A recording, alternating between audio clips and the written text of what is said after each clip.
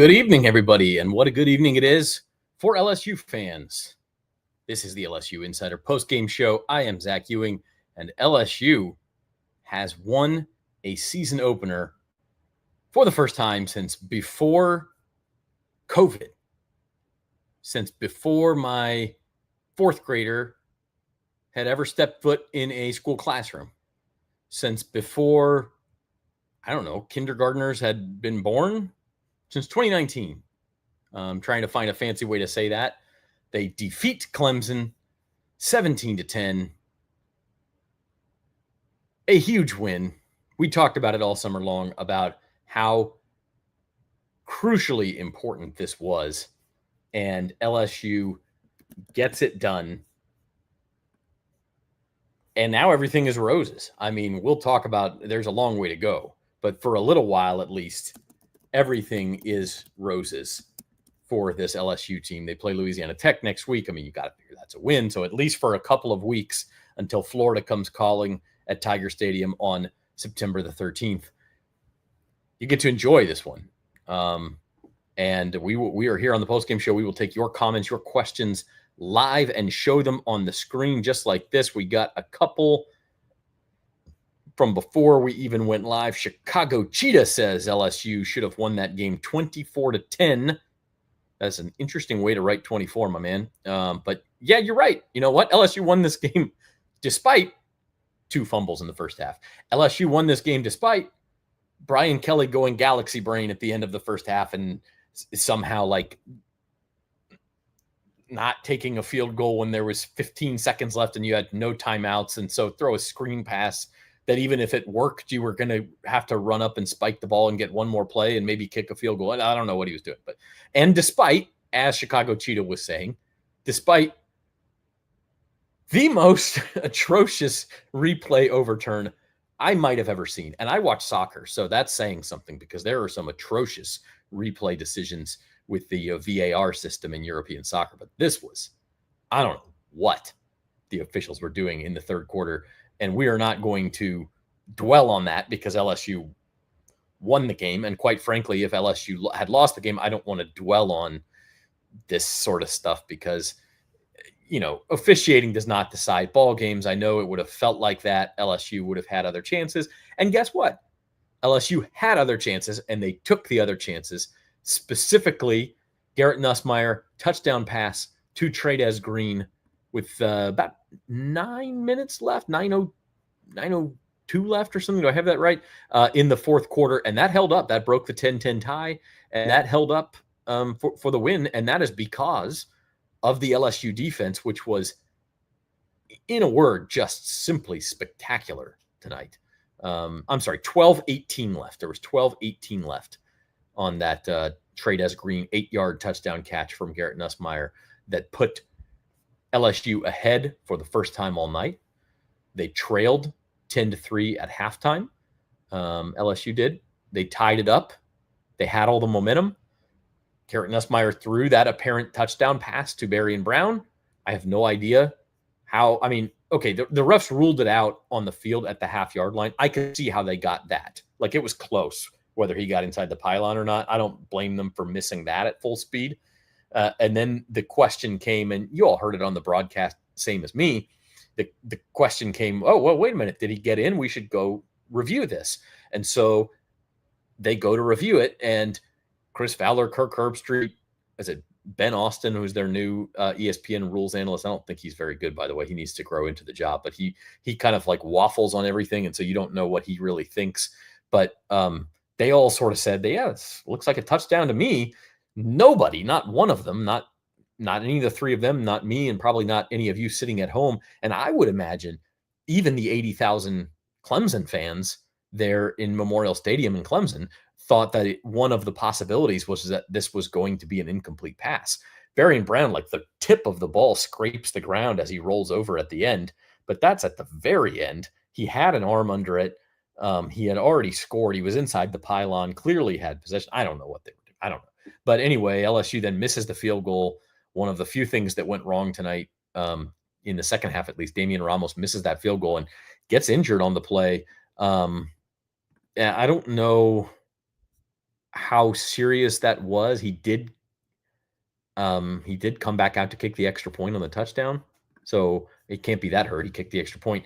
They never really had another chance for a field goal. So it never it never came back up. So we'll have to check on Damian Ramos, but the defense carried the day. So I don't want to dwell on the bad call. It was atrocious. Reed Darcy, one of our beat writers for The Advocate, will be on here in a few minutes, and then we might get check-ins live from Clemson from Scott Rabelais or Koki Riley, and we'll ask them about it. But other than that, I'm not going to dwell too much about it. Y'all continue to leave your comments.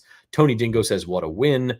Brian says, go Tigers. Barbara says, we won against Clemson and the refs. Yeah, there was a couple other calls Clemson was upset about. I just don't understand. Those were at least understandable. You go, okay, 50-50 call. Clemson's upset because it went against them. But like, those happen, right? There's 50-50 calls. Somebody's got to get the call. So those happen. But the replay, I don't know where, I don't know, guys. I don't know where it came from. So if you want to say you won against Clemson and the refs, look, to the winner, go the spoils. And you may say that if you want.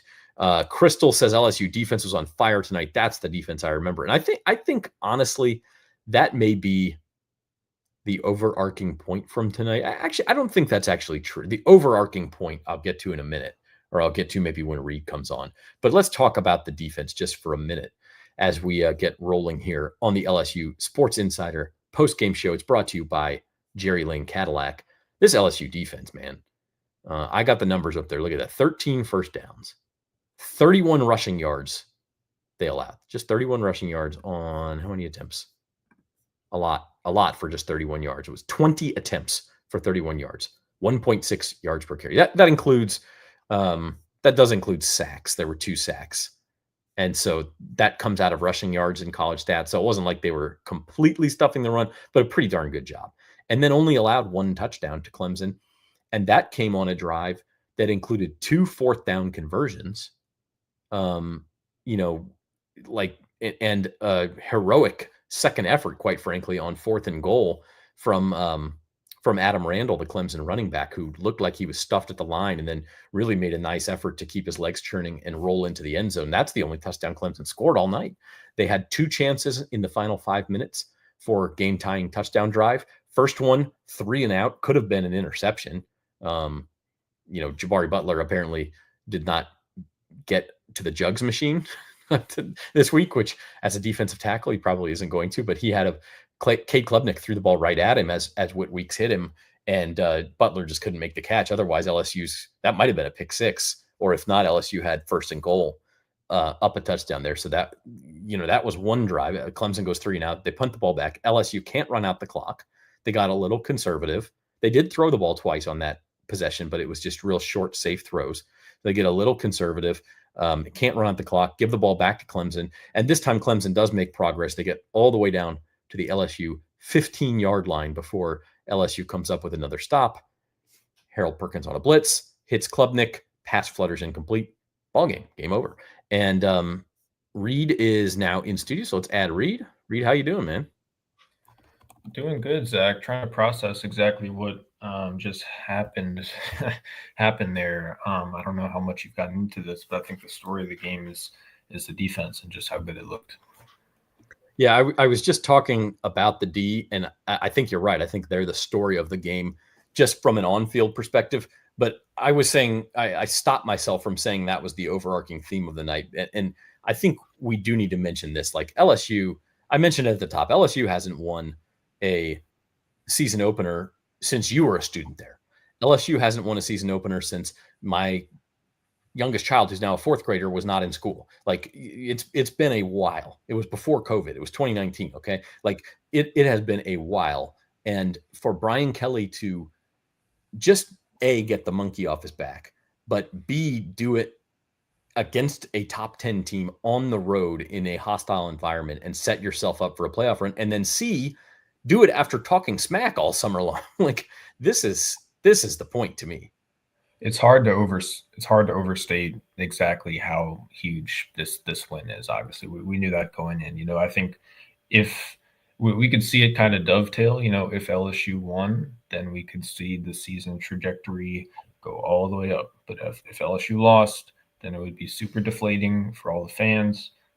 There would be all sorts of heat headed Brian Kelly's way. He would have looked pretty foolish for how much he played this game up and all the trash he talked ahead of time. But now, because LSU won, he doesn't have to do that. So it's huge. Obviously, for LSU's playoff hopes, it now can afford to drop a game or two here in a really difficult SEC slate. And it's just, it'd just be one of the top 5 teams in the country with the most returning talent in the country on the road in a crazy environment.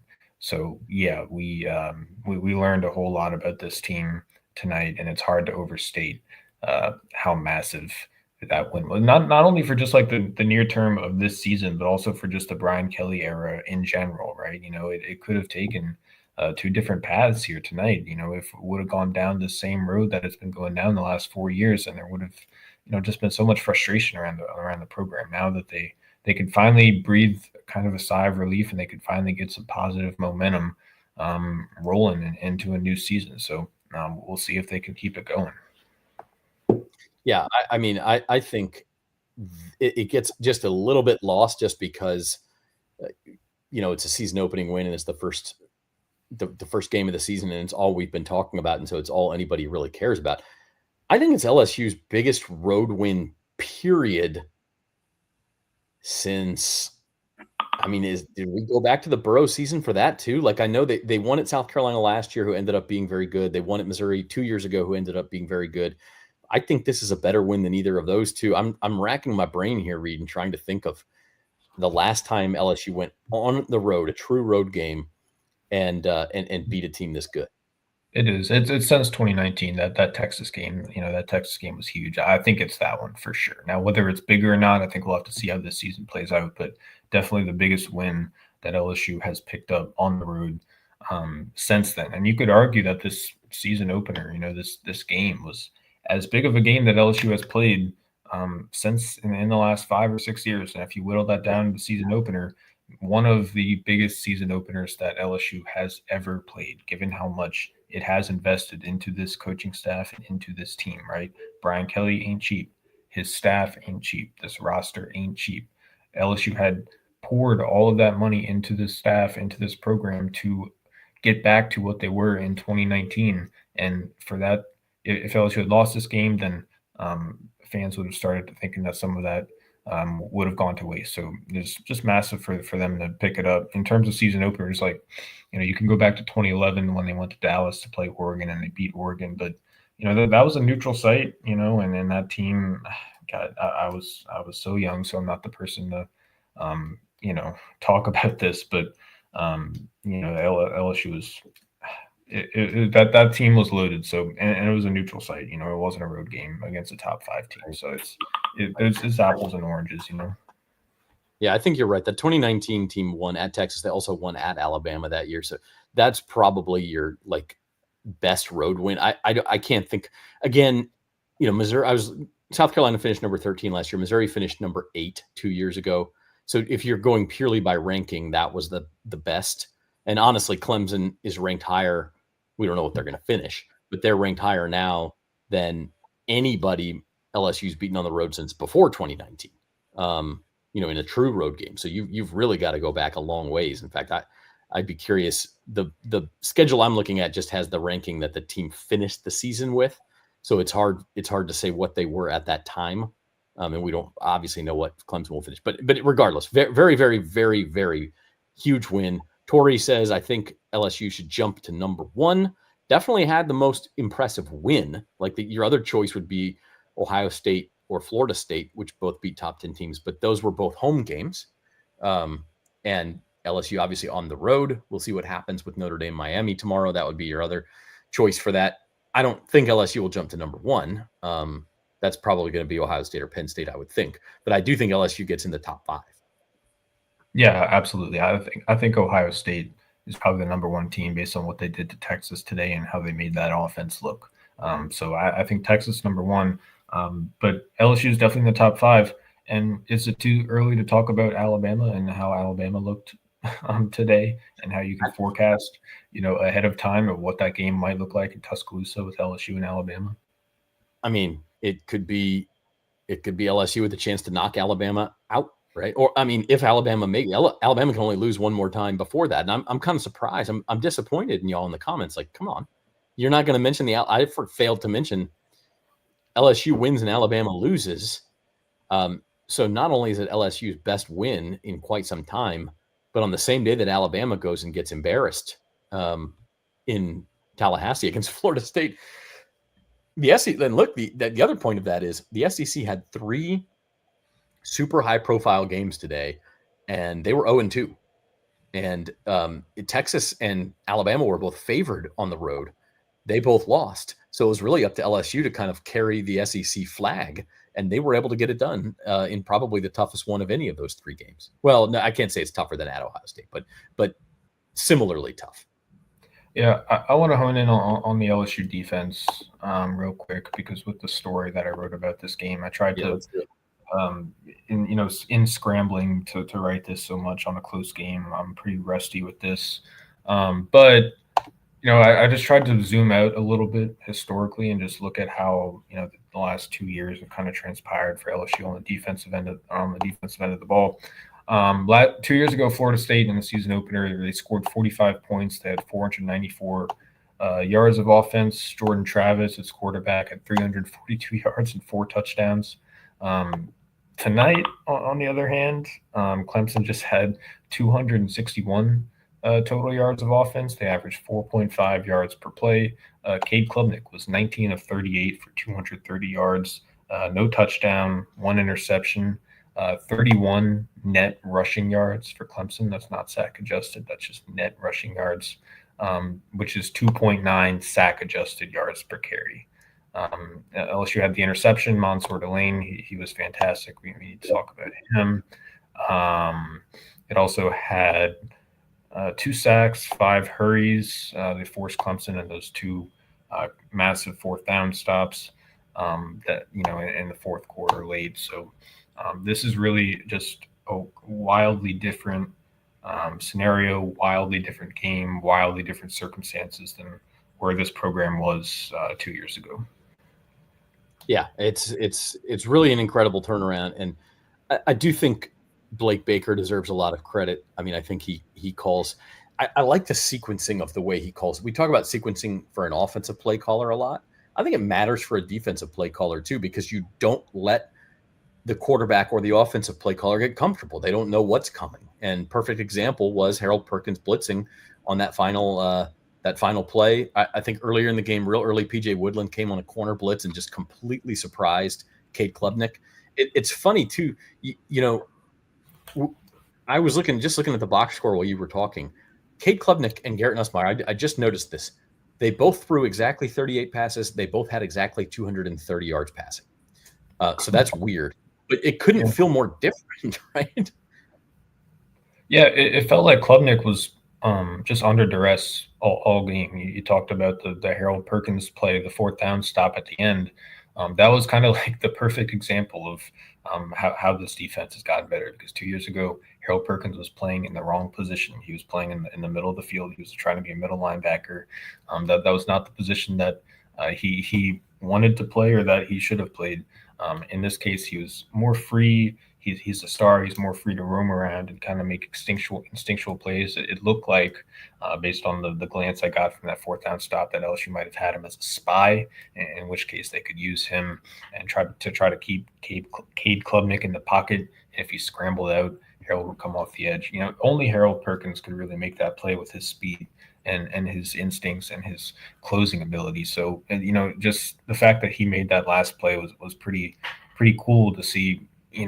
All of this improvement, all of these changes kind of coming together in one moment to seal the deal for LSU. Yeah, Cade Klubnik is not slow, and Perkins tracked him. I mean, I think against most pass rushers, Klubnik is able to get outside and at least have time to make it the throw that he wants to make, not just be forced to throw it because, oh my God, Harold Perkins is about to hit me and I just have to get rid of the ball because it's 4th down and it flutters harmlessly to the turf. That's Harold Perkins being a difference maker. So we got to give Blake Baker a lot of credit. We got to give these players a lot of credit. And I think just LSU's player acquisition department, do we want to call them, like their team of guys who go out and identify which transfers to go after. Mansour Delane is a dude. Yeah. I mean, that, like, look, I'm not out of practice like you guys are. You're always telling me he looks good. To see him in action, he is a dude. And Patrick Payton batted down a pass on the first play from scrimmage. I mean, like, we saw a lot of these transfers get involved. AJ Halsey had to miss the first half, but he came in and immediately made a big hit. Somehow the Clemson tight end hung onto that ball, but we saw the type of player he is. So they went out and yes, they spent a lot of money on this roster, but it looks like they got the right guys. I've been trying to tell you all about Delane. I've been trying to tell you about Zach. Trying to tell you all about Delane, Zach. I mean, he was fantastic. You know, we talk about the interception. That was huge. It looked like he just tracked the ball. I watched Cade Klubnik's eyes and made a play on the ball, coming over, rotating over from his spot in the zone. And then we have to mention that fourth down play as well. It was 4th and 5, about 9 minutes to go. Clemson needed to keep that drive going if they really wanted a shot to get back in the game. They're only down 7. You know, that drive they could have used that drive to tie the game. And, you know, it looked like that LSU had kind of like a man coverage going. They looked like they were at least showing a zero blitz or whatever, and they backed out of the zero blitz, but they left everybody in man coverage, and Delane was out there one-on-one on the edge, and that was a tough route for him to cover. It was like a little in-breaking kind of slant kind of deal, and he played it perfectly. He was glued right on the hip, and he made a play on the ball and swatted away without interfering. So that's a really difficult play, and it takes a lot of maturity and a lot of competitive instincts to make that play.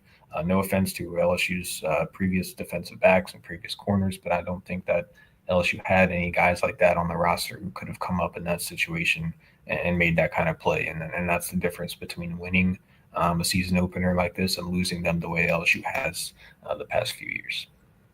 Yeah, no doubt. And by the way, Delane had left the game injured like 3 plays before that pass breakup you're talking about. And that was his first play. I mean, he's running onto the field into his position right as the ball is snapped, and he's still able to track that receiver and make that play. I mean, just incredible instincts. He's a dude. We know Perkins is a dude when he's put in the right position. Weeks is a dude. I mean, this defense, I know we were doing bold predictions yesterday on LSU Sports Insider, and you said top 10 defense, and I said, that's spicy. I like it. It's bold. I don't think it's quite that bold anymore, man. Like, there's a long way to go. There's a lot of good offenses out there. We'll see how they do. Like, Klubnik's mobile, but he's not like Lenora Sellers mobile. So we'll see how that, you know, Marcel Reed mobile. We'll see how they do against some of these other guys. But it's just super promising stuff. Yeah, we'll see how they do against DJ Lagway in a couple weeks. But Lagway in 2 weeks. Yeah, he couldn't. Yeah. And Marcel Reed at home, you know, he gave him so many problems last year. A&M quarterback. But you know, the thing is, like, you know, it's just there's so much more talent. You know, we said that we went out to those practices. We knew that LSU had spent about triple the amount that it had spent on the roster before.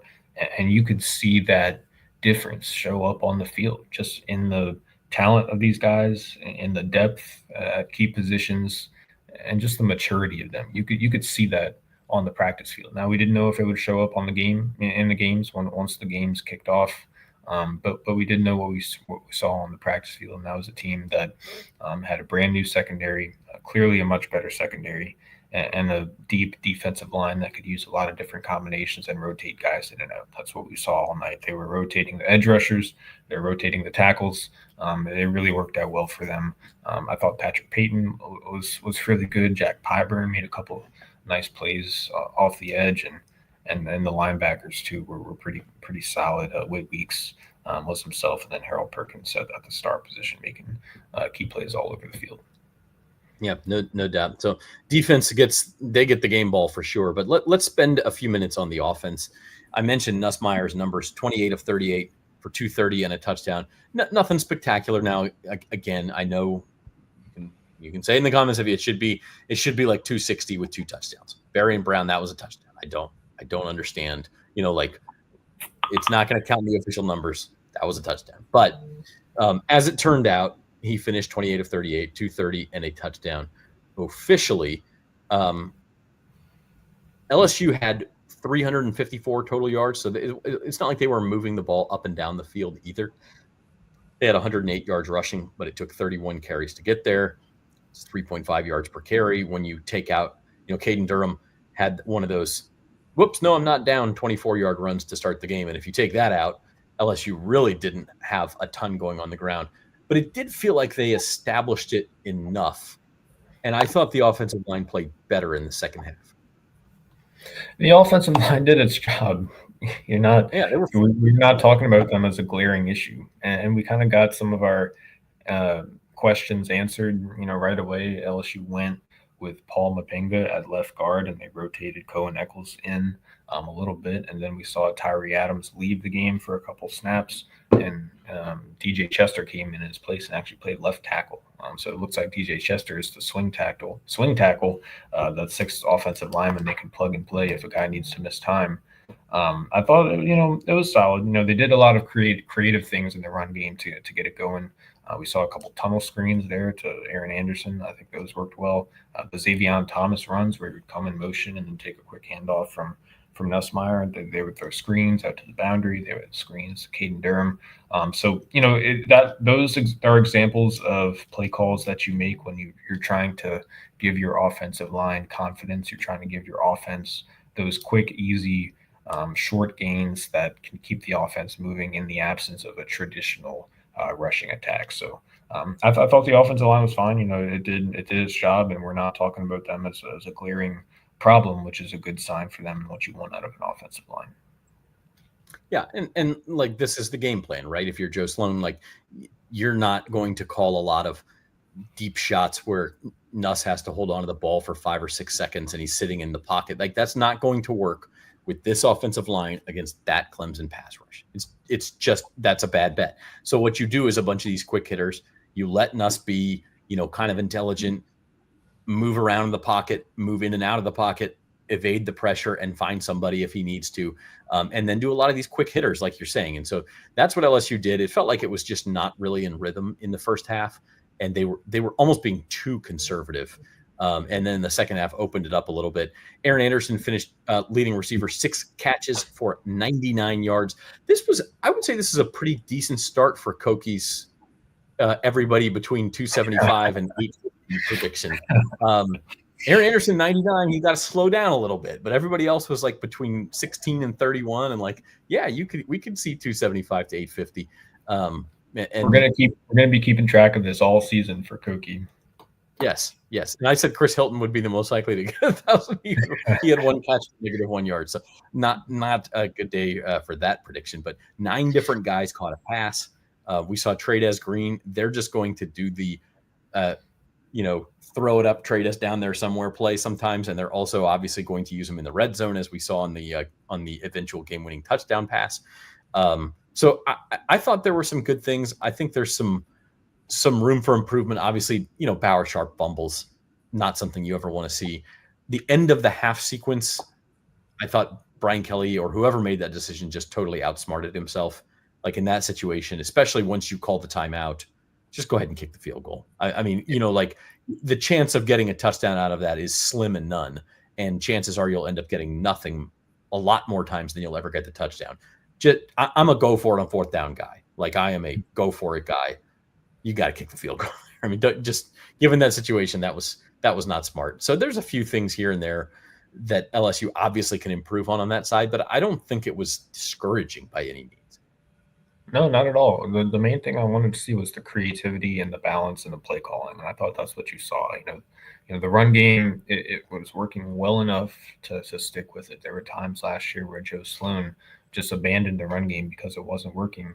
I think that there was a plan A to get the offense and get the run game working, which it kind of did at times. And then there was a plan B to do those creative kind of screen, quick hitter type things to get those short yards that you wanted to get with that traditional run game, like I was mentioning earlier. So I was impressed with the creativity Joe Sloan brought to the play calling and the offense, and I was impressed with the command that Garrett Nussmeier had over the offense. He looked comfortable, he looked confident. That's a tough place to play, but he really looked like he was in rhythm, and there were a few throws he made. Like I think of the drive. I believe I'm thinking of the drive before halftime to set them up for the potential field goal where they fumbled to Chris Hilton on the left. Those 3 passes he completed just went 1, 2, 3.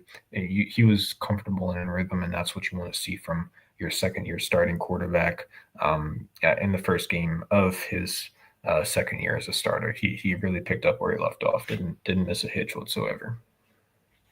Yeah. I mean, I think just if we're looking at Klubnik versus Nussmeier, which this was billed as kind of like 2 Heisman candidates. In fact, after Arch Manning was, not very good for Texas earlier in the day, at least at once, I can't remember what sports book it was, but Nussmeier and Klubnik entered the day as the Heisman co-favorites. They had the exact same odds coming in. And now if you look at it, Nussmeier is the clear Heisman favorite. Now it's 1 week. I mean, come on, we got a long way to go, but he was clearly better in this game. He made better decisions. He didn't turn the ball over, which was always the big bugaboo with him, as you said. So really good stuff. And I also think, like, if I'm an NFL scout, I tweeted this out, but I'm like, I'm way more impressed with him than I was with Klubnik tonight. Now, Klubnik was under more pressure, so you have to kind of grade on a curve there, but Klubnik seemed to panic a little bit. Nuss, on the times he was under pressure, always seemed to make the right decision.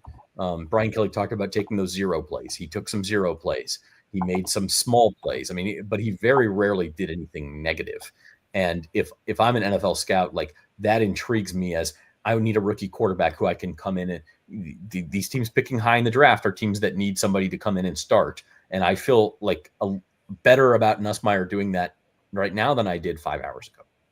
Yeah, sure. I think the play where Chris Hilton fumbled before halftime, I think that play was a little bit on Garrett Nussmeier more than it was on Brian Kelly. You might disagree with me there, but if you look, Nuss, he went to the line of scrimmage and he changed the play, and he clearly saw that the look he wanted, I guess, was that screen. But really, you shouldn't have thrown a screen in that situation, just because even if he does catch it and pick up the first down, the clock's running and you don't have any timeouts, you're going to have a tough time getting a playoff after that. So probably hindsight, the decision for him would have been to just, if he didn't like the look, instead of changing the play, just take the delay of game and kick the field goal. So that was one blemish that I could give Nuss, but other than that, he was great. You're nitpicking on that one, especially since he had that probably the touchdown to Barryon Brown that got called back. That would have made his night and LSU's offense look a lot better than it came out in the end. Yeah, I agree with you. And I mean, Nuss, like, that's again where in that situation at the end of the half, he shouldn't have even, one of the coaches has to be the adult in the room there and say, look, Garrett, I know you want to go for it, but look at the clock. We just called our last timeout. We can't, like this is just not worth it. And he's a competitor and is going to want to go do something there. And yeah, there's a learning point there. Sure. He certainly was not perfect, but I thought he was pretty good. Let's wrap things up here with just kind of a look ahead at the next 3 weeks for LSU. This is 3 straight home games. This is basically their September schedule. They wrap up September with a trip to Ole Miss, which is another tough road game. But before that, you have 2 very winnable home games here, home games that obviously it's a disaster to lose to either La Tech or Southeastern. So chalk up wins there. So it's that game in the middle where, it's that game September 13th against Florida. And the narrative around that changes, Reed, because again, if LSU had lost this game, there is so much pressure on LSU. You cannot start 1-2 if you have college football playoff hopes. You can't do it. I mean, look, Alabama's going to have pressure every time they play somebody with a pulse, because if you lose, then you may have eliminated yourself from the playoff anyway. You at the very least have put yourself in must-win territory the rest of the way. So I think but the win tonight, now you look at it as it's a chance to get your SEC season started 1-0. It's a chance to really, you'll run your record to 4-0, and you will be kind of through 2 of your toughest games on your schedule without a loss. And, at that point, LSU may be like number 1 or 2 in the country if they win that game at that point. Yeah, it's like I still think the Florida game is really, really important, because if you drop that game at home, then all the momentum you picked up from this game, you kind of lose. Like, you're still in the playoff picture for sure, and it's definitely better than if you had lost this game. But that game's important just to keep the ball rolling, and it's not going to be a gimme. It's going to be a tough game, but that one's important. But Alabama's the one you got to circle, because from now on, Even if LSU does give up a little bit of its margin for error, you beat Alabama, then you're looking at an SEC championship game and a chance to secure the spot in the playoff just by winning the SEC. So obviously that depends how Alabama fares the rest of the way. If today was a sign of things to come, then they're probably in for a rough season. But if they turn around, if they play like they have as much talent on the roster as they do, then they're probably going to right the ship in that game. And Tuscaloosa is going to be pretty big. So that's the next one you got to circle for LSU. Yeah, and I mean, at Ole Miss is not going to be easy. Ole Miss, I know a lot of new faces, put up 63 points on a decent Sun Belt team tonight. I know we can go through the SEC real quick. I know people play cupcakes in this week one, and it's hard to get a read. I kind of put cupcakes in two categories. One is the FCS cupcake. Like, I don't care at all what you do against these FCS teams, especially unless you're playing one of the Dakotas or Montanas or a good FCS team. I don't care. You can run up 70 points. I don't care. But if you play, one of these Sun Belt teams or Mountain West teams, MAC teams, another FBS team, then I do kind of care how you look. Like Kentucky beating Toledo 24-16, that makes a difference to me. And it kind of confirms that I think, Kentucky may be in for a long season, the fact that they kind of struggled with Toledo. But on the other hand, Ole Miss beating Georgia State 63-7. Like, Georgia State was a bowl team last year. Like, this is not of course Ole Miss is going to beat them, but the fact that they rolled up on them like that impressed me and made me take notice. So I kind of put the cupcakes into two categories, and just going through that real quick, we had in the first category, the FCS. Missouri beat Central Arkansas on Thursday. That's a FCS cupcake. Florida beat Long Island. That's an FCS. Oklahoma beat Illinois State. That's an FCS. Arkansas beat Alabama A&M, and Vandy beat Charleston Southern. Those five, I don't care. You got to show me something else next week. The other ones are, we can go through them. Georgia beat Marshall. That's a real win. Texas A&M beat UTSA. Now, it was probably closer than A&M would have liked, but that's a real win. Ole Miss beats Georgia State. Mississippi State beats Southern Miss. Kentucky beats Toledo. Those are actual real wins. That's like if LSU puts up 70 points on La Tech next week. You got to take notice of those. So anyway, long way of saying there's a whole lot of season in front of us, but this changes the narrative on LSU and this season. It does. It's hard to overstate how important this win is, not only for this season, but for the Brian Kelly era at LSU. Things could have gotten real dicey here if they had lost this game and then dropped another season opener. The air would have gone out in the season. It would have been a pretty deflating feeling for everyone around LSU. But because they win, they can avoid those feelings and really start to take this program to where it can be and where Brian Kelly wants it to be. Nothing's stopping them now. They're on their way to do it. They can go to the playoff, and from there, anything can happen. So we talked about how important this game was. Getting the win is very, very, very important. I don't want to undersell it. It's pretty huge for the present and future of the program. Yeah, absolutely enormous. And LSU got it. 17-10, your final. Appreciate you guys hanging out on the LSU Insider postgame show. It is getting late, so we are going to stop it here.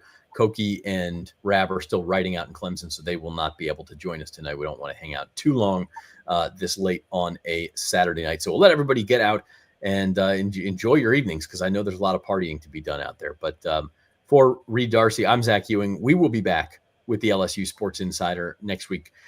Because of Labor Day, probably recording on Tuesday next week, but we will be back and kind of have a full-on recap of this one then. Appreciate you all, and good night.